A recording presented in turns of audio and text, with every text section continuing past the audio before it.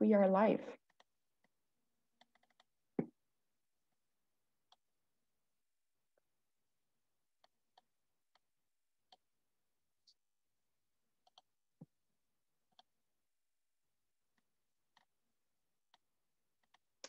Hello and welcome everyone. My name is Melissa Dubé. I'm the Public Engagement Coordinator at Results Canada.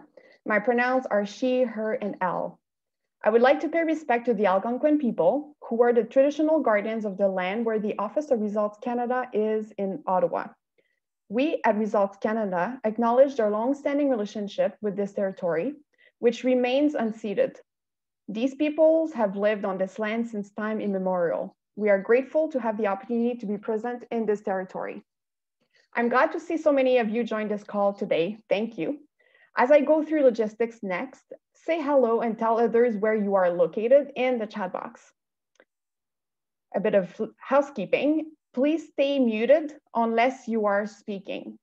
If you have a question or an issue, please use the chat box. There will be time allocated during your breakout group and when we regroup to ask any questions.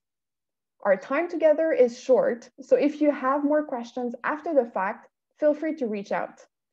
You can change the view setting by clicking on the upper right corner and pick between gallery view and speaker view.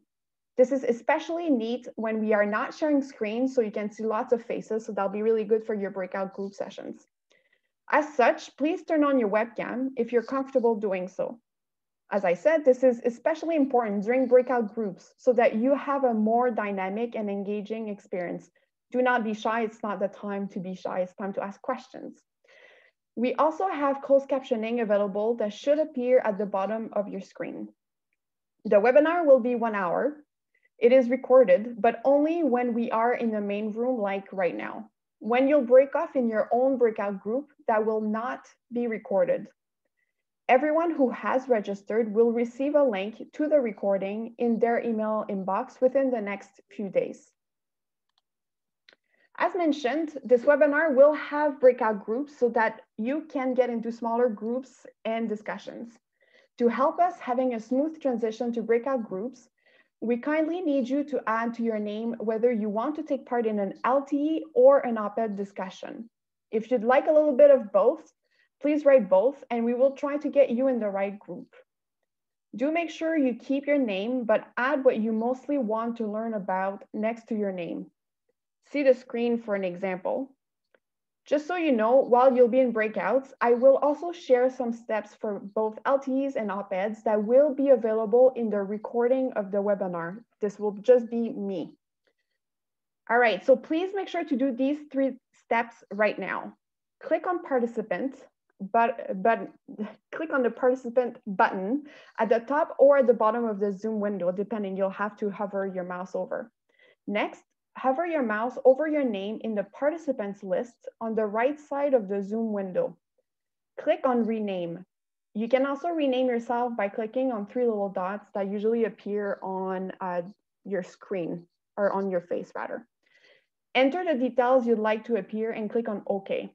So you'll see on the screen as an example, I have Ryan B. LTE, or it could be Melissa op-ed. So please try to do this now, and there will be a bit more time later, but time is of the essence. So if you can do that right now, please do so. If you run into issues, don't worry, we'll sort you out once it's time to get into breakout groups. We're happy to have you here for this webinar, which is part of a year-long webinar series presented by Results Canada. As you know, today's webinar will focus on developing your skills in getting your letters to the editor, or LTEs, and op-eds published. You'll hear from 5 great volunteers, Angelica, Bill, Lucinda, Sahej, and Sherry in breakout groups. Before wrapping up, we will also be taking an action all together, so get your Twitter or other social media account ready as well. As we have folks on the line who may not be familiar with Results Canada, allow me to give a brief overview of who we are. We are a grassroots advocacy organization that believes in empowering everyday people to use their voices to generate the political will to end extreme poverty. We combine the voices of our volunteers with strategic areas of focus to leverage resources for programs and improve policies that give people living in poverty the health, education, and opportunity they need to thrive. Whether it's writing letters to the editor, LTEs, using social media, or engaging with parliamentarians, our passionate volunteers positively impact people living in low and middle income countries. As a national nonprofit, we have sister organizations in the US, in the UK, in Australia, and Japan, with a global health network of partners in countries like India, Zambia, Tanzania, Kenya, and France, and many more. All right, so now let's move into content. Time for you to sit back and take it all in. So to start us off, you may or may not have watched last month's webinar put together by Results Canada. If you have not, I definitely encourage you to watch it as my colleague Laura breaks down what our laser talk model called EPIC stands for. The link will be shared in the chat box by my colleague Camille. With that, here's a quick refresher or overview on communicating powerfully, as learning to speak effectively about an issue is the first step in becoming a powerful advocate. The laser talk based on our EPIC model is one of the tools Results uses to be effective advocates. Our model is short and compelling speech that gets the listener's attention by engaging, presenting a problem, informing on a solution, and finishing with a specific request, a call to action that you want your audience to act upon. When approaching a member of parliament or MP, a decision maker, or a member of the media, you will typically only have 1 or 2 minutes tops to get your point across before they lose attention. Learning the laser format of the EPIC model and a handful of laser talks examples will help you make the most of these opportunities to advance our issues. Another great tool to communicate powerfully is the use of stories. We use moving stories to help community members, the media, and MPs to be touched by both the problems of poverty and their solutions. Your MP, like most people, remembers stories that move them. The story does not have to be your own experience. You can share other stories, such as a news article, a book you've read, or others' experiences that have personally touched you. On that though, just a small note, if you are sharing the story of someone else, please always make sure that you have approval to share it. Stories are quite powerful, but they are not necessarily ours to tell if they are not our own story. The best ones illustrate the problem and the solution. They provide both numbers and a human element to which we can all relate.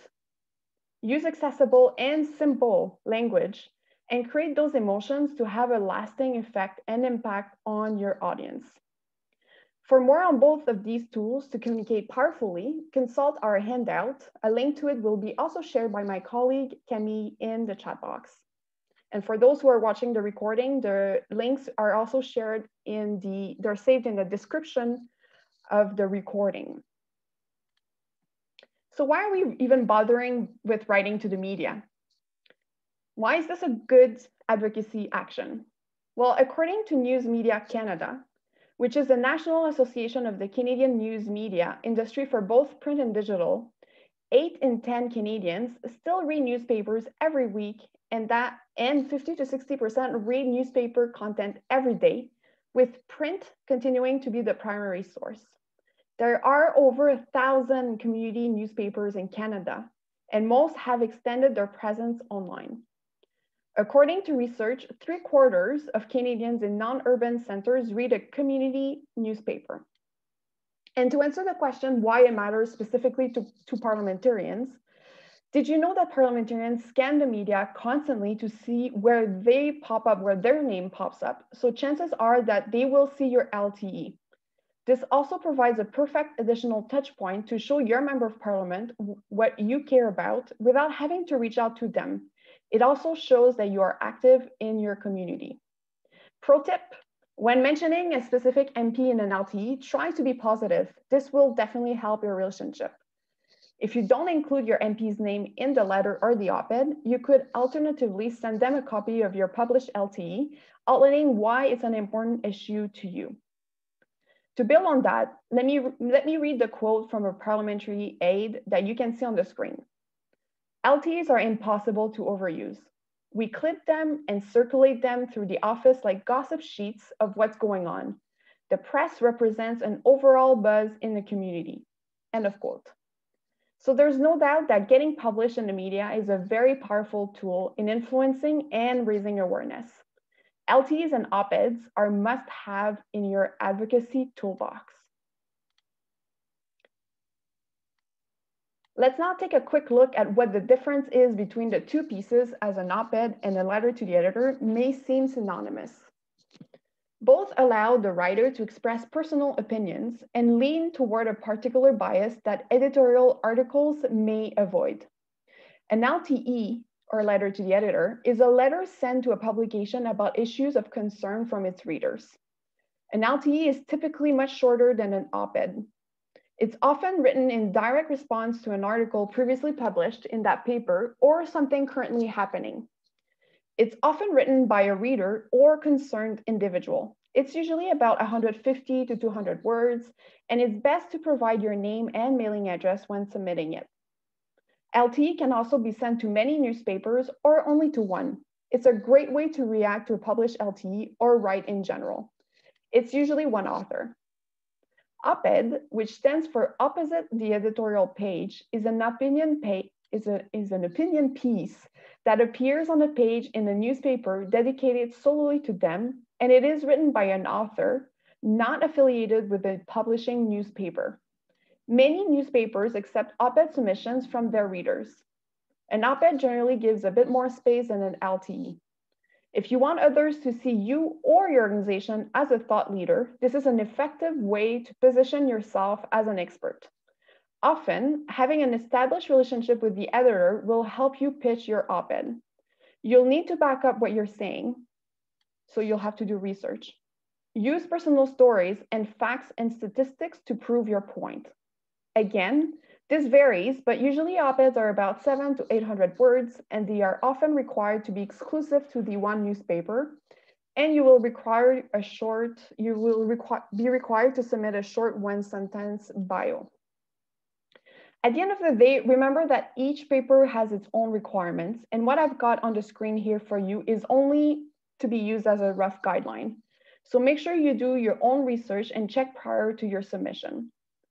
Be clear with your opinion and viewpoint from the start. It is not time to sound wishy-washy.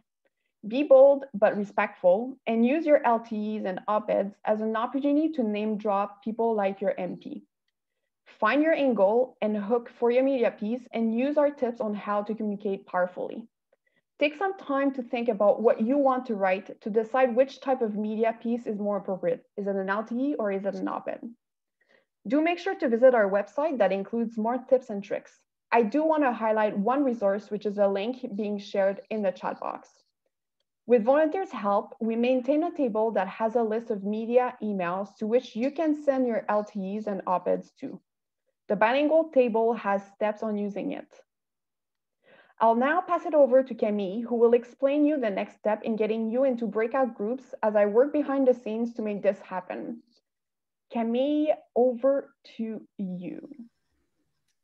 Hello, everyone. Let me just pull up my notes over here.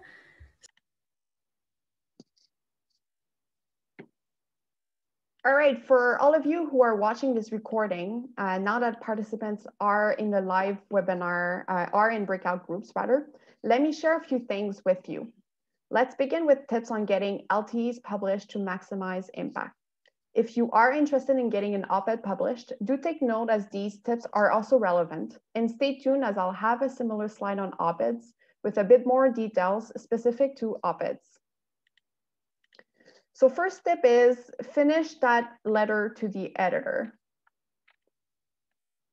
You don't have to be an expert to have an opinion, nor does it need to be perfect. You simply need to care.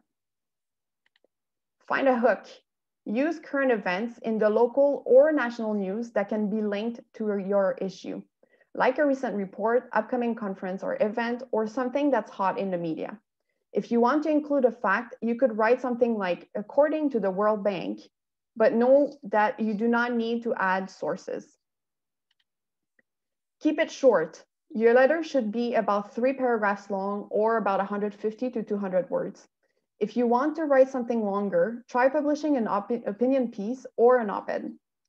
Now, on that, do keep in mind that length of LTEs can vary from newspaper to newspaper. I've seen it all. I've seen LTEs as short as 5 words, and I've seen LTEs that could be in length of an op-ed.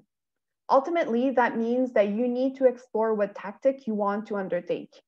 If you are planning on mailing your LTEs to as many newspapers as possible, keep it short so that it fits most of the newspaper's criteria. If you want to submit an LTE to one particular newspaper because you want to react to a recently published article or LTE, go the extra step and check the newspaper's website to see if there are any specific LTE guidelines.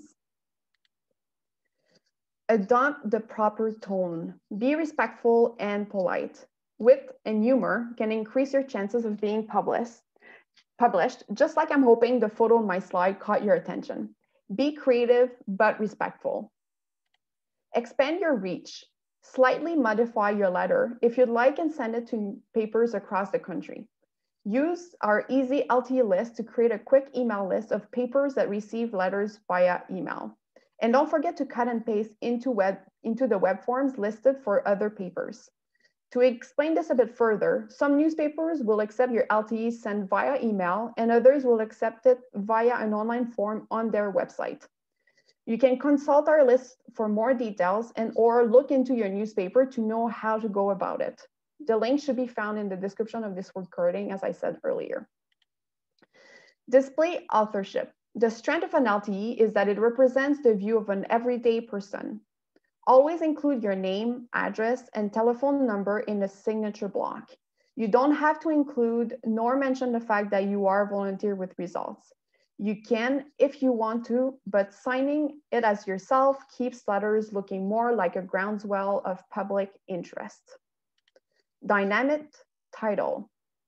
A unique title that attracts the attention of the editor increases your chances of getting published. On that, it is possible that they may modify it or not include it, but it's still important to catch your attention when submitting. Share it. LTEs have impact beyond their publication date. After, or even before you are published, share your letter with colleagues, friends, decision makers, and particularly your MP. Do not give up. After a couple of days, if you don't get your letter published, you can review it, modify it, or simply submit it to other newspapers. You could also call the editor and ask them for feedback. Find out what it would take to get published next time. Remember that your LTE may be one of many editors receive, and don't assume that because you have not heard back that you have not been published. Sometimes editors are simply too busy to reply back. Make sure to look up your name on the newspaper's website a few days later. Report and track it. When you're published, share that info with Results Canada by tracking it using our online reporting system. The link to this will be also shared in the description of this webinar recording. Ultimately, if you are going to the trouble to write one good letter, why not submit it more times than less, if this approach is appropriate to your LTE? Local community papers are underutilized and often go begging for good publishable letters. Use them. It may be the only letter on global issues they will receive. Parliamentarians and staffers do tap into and monitor local newspapers, as we said earlier. One of the beauty of being part of Results Canada Volunteer Network is that you have access to many amazing people who will want to help you. Ask for your help in your local results group or via our online network on the Slack platform. This is probably one of the most common questions I get. Now that I've written my LTE, how do I go about submitting it? This is assuming that you need to email your LTE. As remember, in some cases, the newspaper may accept LTEs via an online form on their website. So the good news about what to include in your email is that you can keep it fairly simple. Here's what I suggest. In the subject line, write LTE submission, and if you'd like, the name or the angle of your LTE. That can be very catchy. Try to make it catchy, as some editors will get a lot of emails. In the body of the email, simply write something along the lines of, "Dear editor, please find below my LTE that I hope you'll consider publishing." Then copy paste right there your LTE. Close your email by thanking the editor for their time and consideration, and add your name, your postal code, city, and province so they know that you're a real person. Even better if you can also include your phone number. All right, I promise this is my last cute dog photo. These were my little treat to thank you for watching the recording. Moving on to tips on getting op-eds published. But first, in case you're unsure about the value of an op-ed, let me try to convince you even more. A US study has shown that op-ed pieces have a lasting effect on people's views, regardless of their political affiliation or their initial stance on an issue. People read an argument and were persuaded by it. It's that simple, and the effect lasts long after the piece is read. So here's some tips that will differ from LTEs. As I mentioned earlier, we recommend to put your thoughts and ideas on paper first and determine if it's more appropriate to write an LTE or an op-ed. Editors usually require op-eds to be exclusive to their paper. There are different views on that, as others will say that nothing's stopping you to pitch your op-ed elsewhere. This is up to you to explore and test the water. But on that, be mindful that creating a relationship with an editor could help you getting op-eds published. So you may need to take that into consideration if you are requested for exclusivity. Pick up that photo and call the editor or reach out to them on Twitter. Similar to LTEs, build your own hook by being aware of what's going on in the news and be ready to go deeper into creating a more fully developed idea. Do your research. Again, you don't have to be an expert, but it's important to include facts to support your position. In an op-ed, it is best to include external links to sources. Make sure to refer to them in your opinion piece. Shoot for 700 to 800 words, but it's definitely always best to look on the website of the newspaper where you're pitching your op-ed first to see if they have specific guidelines. On that, be ready and prepared to edit your text based on editors' feedback, and you may be asked to shorten it. In short, be ready and available to make modifications so you can get it published. Unlike LTEs, you'll need to provide a short one-sentence bio. This could be something super simple like, Jane Smith is a volunteer of Results Canada, a global movement of passionate everyday people who use their voices to generate the political will to end extreme poverty, period. Unlike LTEs, where we encourage you to put emphasis on you as someone who cares, in your short bio, do mention being a Results Canada volunteer, as readers want to know who wrote this great piece. Be on the lookout, as some papers may want a photo of you. If possible, it's also best to submit a positive photo that maybe get published along with your op-ed. This could avoid the use of unrelated or unfortunate photos with your op-ed. Are you unsure about which photos to use? Don't be shy, get in touch with us so we can help you. If you can, or if you want to, you can explore co-authoring with a fellow results volunteer or with someone else who brings another angle or expertise. Depending on your preference, this could help brainstorm and bounce off ideas. And then once you have submitted your op-ed, follow up, and follow up. Within a couple of days to a week of sending your op-ed, follow up by phone and email. Take the opportunity to sell your piece. If it does not look like your op-ed will be published, do not give up. Ask for feedback and send your email to another editor and follow up again. Double persevere. Op-eds can sometimes be published a month or more after submission when the editor has space.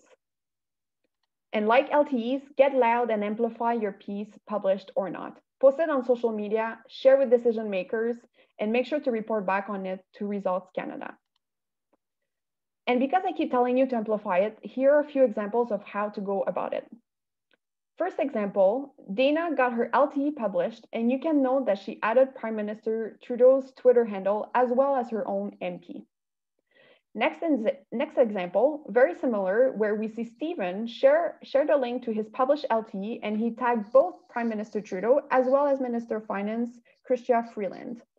And lastly, if you don't have a recent LTE published, do and be like Sherry and amplify other volunteers' LTEs by sharing and tagging decision makers. Because there is always so much more power and impact to hear from volunteers, let me share some of our volunteers' top tips, those who are notably leading the breakout groups that are happening right now in the live session. Angelica says, do your research, but also balance it with ensuring timely publication of your LTE and op-ed.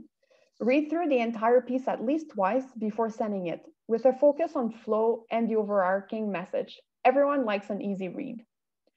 Bill says, establish a personal relationship with the editor and have someone you trust read your piece before you send it.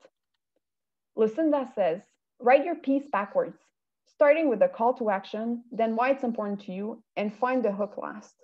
And never press send on Friday. Editors are way too busy with the weekend edition. Sahej says, personalize the letter by putting it in your own words and relating back to why you personally think the issue is really important. By including a statistic, you can briefly explain how those numbers affect you emotionally and mentally, and why action must be taken.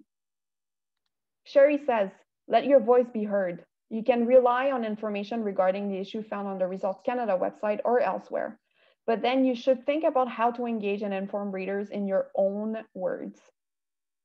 And Stephen, if you don't get a definite yes or no answer within a week, call the editor. Often you'll have to resend your op-ed. Use this opportunity to pitch your op-ed again. So before I wrap up and we go back to the bigger group once everyone's done with their own breakout groups, here are a few reminders and takeaways. Practice how to communicate powerfully. Get familiar with our Laser Talk epic model and read more about the power of storytelling. Refer back to our January 2021 webinar as my colleague Laura kicks off the webinar with an overview of our epic model with breaking it down with the help of an LTE published by a volunteer. Bookmark Results Canada's website for more on tools, tips, and volunteers published pieces as examples. And don't forget, this also includes a table that has a list of media emails to which you can send your LTEs and op-eds to.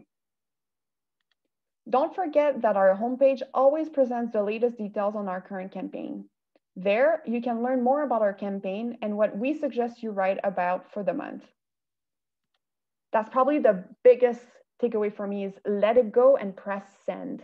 Oftentimes, what seems the most daunting is really sending it out. Remember that it does not need to be perfect and that it'll have way more impact if it is published than sitting in your draft folder. Reach out to Results Canada Volunteers Network and get the support that you need.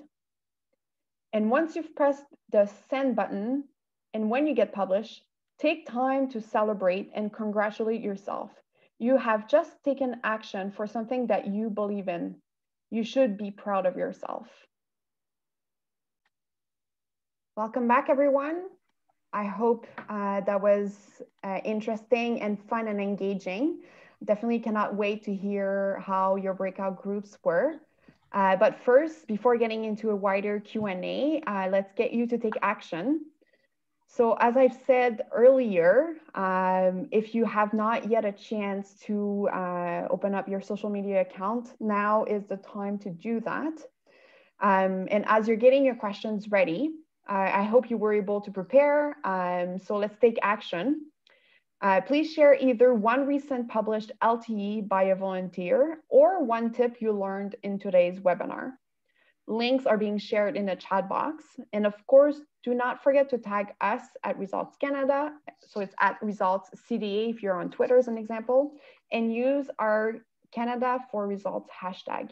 If you are short on time, please do it right after the webinar. It's no problem. Let me actually go back for a second to give you a bit of time to digest that information. And last but not least, I want to stop sharing slides for the Q&A period so we can see each other and it's easier just to have a discussion.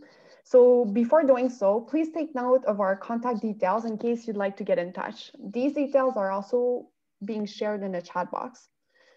As mentioned, the recording of this webinar, along with the links shared in the chat box, will be shared, that's a lot of sharing, in the upcoming days. So I will stop sharing now. And it's also a good time if you want to hover over and have a gallery view so that you can see everyone and not just the speaker. So you can do that. There's a button at the upper right corner under view. So you can change between speaker view and gallery view. Please turn on your webcam. And now is the time to hear about your breakout groups. So if you have any questions, either in French or in English, you can ask them. If you have a question in French, please feel free to ask. And I'll simply do my best to translate it. And then we'll get the question, the answer to your question in English. So please don't be shy.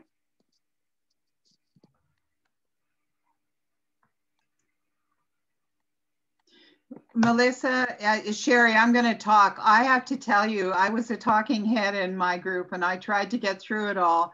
But a couple of people actually did ask questions, but I'm hoping that somebody from my group will put their hand up and say what they got out of the discussion so far. It was more or less a discussion than as Sounds good. And no problem. It is your time to ask questions. So you can either raise your hand. I'll keep an eye on the participants list. You can also use the chat box if you prefer.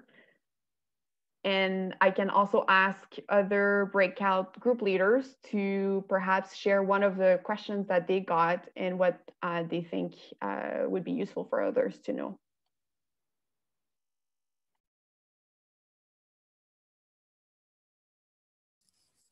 Hi, I did have a question in my group that I was hoping that Bill, our op-ed expert, could comment on. So it was around how to best build a relationship with the editor when you are hoping to write an op-ed for that newspaper.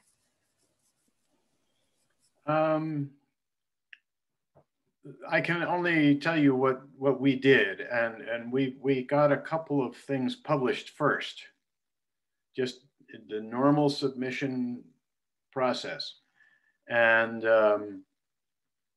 but I noticed that what I was writing and what he was writing were pretty closely aligned. So I just said, look, maybe we can help each other. We can come up, I can do some research. You can do, we can have different ideas, and he jumped right on it. But it's a function of the person that you're dealing with, really. But if they've already said yes, I'll publish this. Yes, I'll publish this. Then you show up and you're not just a stranger. You know, I have the reverse, sort of the shadow side of that. One of the prominent newspapers in our state, we just couldn't get anything in. And I finally wrote a letter to the editor. Now we're talking about editorial page editors, not the news editors. This is all editorial page editors. And I wrote to her and she just said, I don't know you. I delete everybody's emails that I don't know. I get so many emails. So I got offended and I haven't done anything about it yet, but my next move is actually going to write a letter of introduction, see if we can't, we've got a lot of students in that area that can get a meeting with her, but they're like anybody else. They kind of go to the people they know. And so your job is to get known. And also to offer them that, really to tell them that Results, I mean, Results is such a fabulous resource for a newspaper because of their research and because of the passion and all that. So, you know, it's not as though you're beggars. You're really bringing value. Thank you, that's great. And I think I'm not an expert on building relationships with editors, so take this with a grain of salt, but I would say that creating a relationship with an editor or an MP ultimately might come down to the same thing, which is about introducing yourself, being in touch with them. Maybe it's about tagging them or following them on social media. Twitter is a great spot to do that. So there's some tips and tricks that you can maybe find there and see what they are into, see what they're sharing. And then from that point, you can also reach out and make that connection and say, hey, I really enjoyed your piece about XYZ. That was great, you know, and that could be your tweet for that time. And then if you use your name on Twitter, please, then they'll really be able to recognize you. But those are kind of, I think, tips where you can get started. And they're, in my view, would be to some extent similar to building that relationship with your member of parliament. Anybody else had any questions or thoughts or comments? I mean, I was popping between the different breakout groups, and Sahej, I was in yours as you were kind of explaining the end bit of an LTE where you really inform the public and hook in and have your opinion. And I wondered if you would share with everybody, like in plenary, what like your top trick is to actually nail that ask, because you get published so often, like practically every month. Yeah, thank you for that. So I guess like for the conclusion, what I was telling my breakout group is one of the best things that I like to do is adding a really powerful ending, something that helps tell the reader that change must happen, something must be done because we need to save the lives of others, or we need to help other people get the lives that they deserve. So something that I was telling my breakout groups that I really suggest including some powerful words, some sort of sentence that you feel might hook the reader back on and encourage the reader to create some change, whether it be putting like a short sentence about something that might happen in the future if the problem does not get solved, or something positive that might happen in the future if the problem does get solved. Either way, add some powerful words. Do something that it inspires yourself to take change, but something that you know also inspires other people to take change.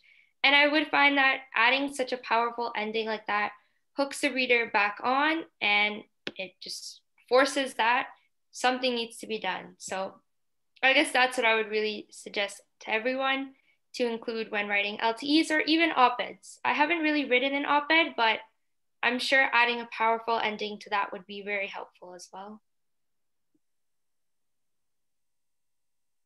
That's great. Can I just comment on something that just showed up in the chat?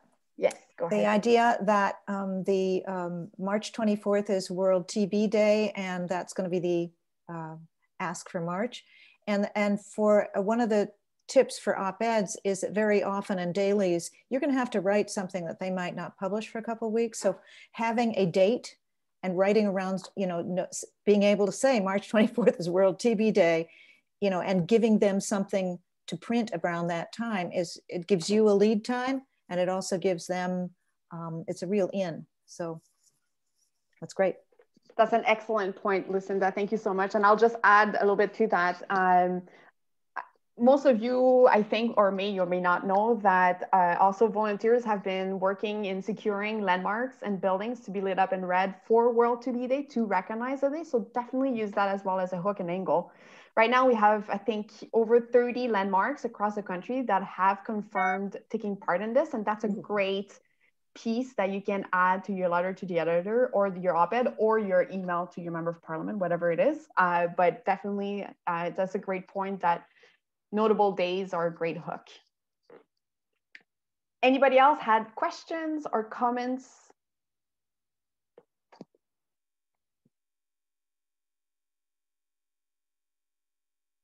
All right, I cheated a little bit, yes and no. Hopefully the recording worked, but while you were all in your breakout groups, I was also doing something similar to you for the recording so that folks who are watching the recording and not being part of the live webinar had some also tips and tricks. So definitely if you want to see my fun slides, then you'll have to watch the recording.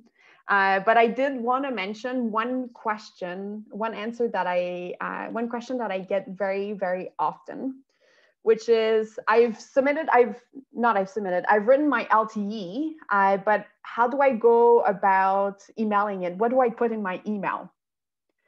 Because some LTEs can be submitted via an email and some LTEs can be submitted via the newspaper's online form.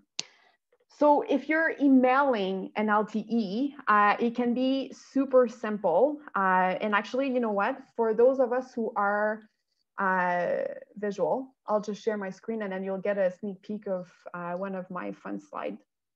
But you'll see that it's very simple. So You basically just write in your subject LTE submission, the title of your LTE, make it catchy so that you really draw and catch the editor's attention. Then in the body of your email, you can say, dear editor, please find below my LTE that I hope you'll consider publishing. You copy and paste your LTE right there, right then. You thank them for their consideration, and then you write your name, your postal code, your city, your province, your territory, your phone number. And it's that simple. I found that has worked. You don't have to overcomplicate the email at all, but try to find that little something that will catch their attention, because it's very likely that they get a lot of letters, submissions every day.